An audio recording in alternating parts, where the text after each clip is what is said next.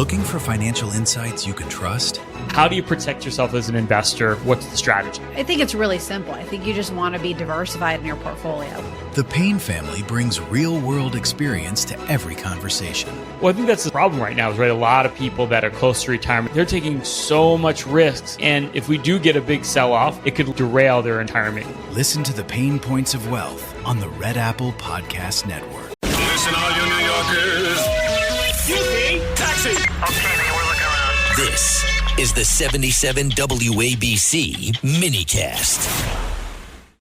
No one is illegal on stolen land. Woo! Let's analyze the crowd reaction to that, shall we? Because not just Billie Eilish probably has, heavy private security. I think she had a stalker problem as well, so she definitely has private security. But basically everybody that was in that audience last night, in that area, Hollywood, I'm not saying everybody in attendance has heavy security, but talk about people living in a bubble, an absolute bubble, who are not exposed to the type of things that Laken Riley was, for example, a nursing student at the university, or was jogging at the University of Georgia in Athens, Georgia, and was brutally beaten and murdered by a Venezuelan illegal.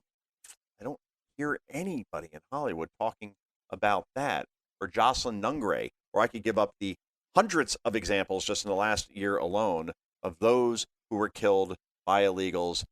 And again, we shed lots of tears for criminals apparently, but we're not shedding tears for actual victims in this case. And Billie Eilish, again, to say that no one is illegal on stolen land. I think you might want to study history for a little bit there, Billy, because, well, basically, since the beginning of time, people have stolen land from one another, whether it's through wars, whether that's through a bunch of different things.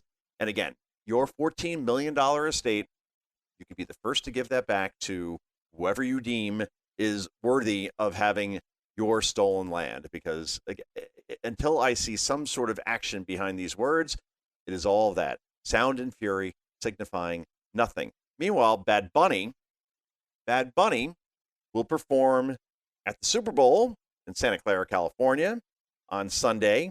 125 million people tuning in if we're looking at audience numbers from the last couple of years. So easily the most watched event by a country mile and then some in the United States and around the world, outside of the World Cup. As far as that performance is concerned, your Bad Bunny, this could do a lot of big things for you in terms of your career. But he's also going to wear a dress. All right.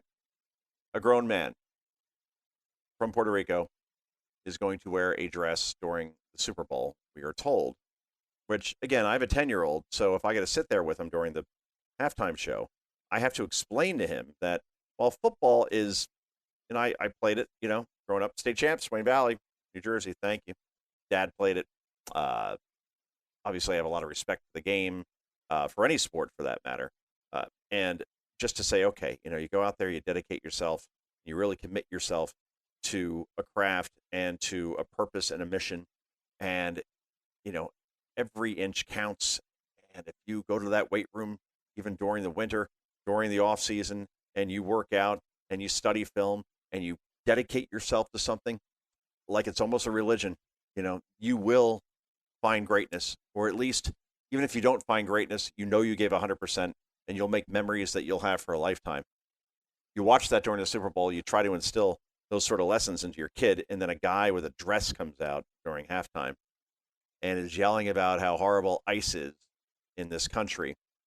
This is Bad Bunny. This is Cut 13, and I'm sorry I have to play this. Cut 13, go. I'm going to say ICE out. Yes.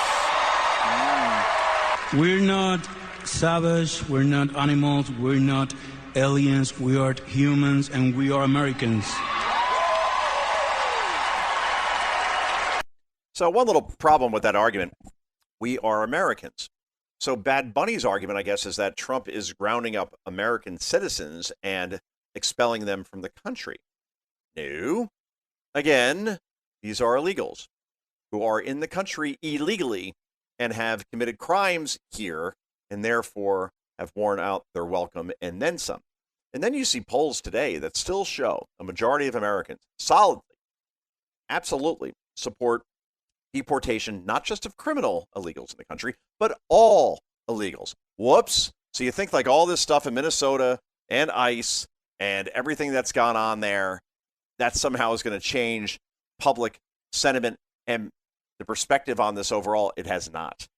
It has invigorated the far left, those who watch MSN Now or MSNBC or whatever it's called, and think that that's actually a news channel, or CNN for that matter, or think that the New York Times is still the paper of record, or the Washington Post, or the Atlantic is actually an intellectual magazine. No. So it's invigorated that side, of course, but it doesn't mean that that is how the country is now going as far as their perception of what ICE is doing. And the NFL, you're Roger Goodell, you make all this money, and you outsource who's doing the Super Bowl halftime show to friggin' Jay-Z? Of course he's going to choose people like this. You know the last time they had a rock band there? Like an actual like rock and roll band? 2010. 2010? Would you say that wasn't that long ago? It's 16 years ago. That's 4 presidential terms. All right? And look, we've had Katy Perry since then. You want to get like a pop person on there? That's fine.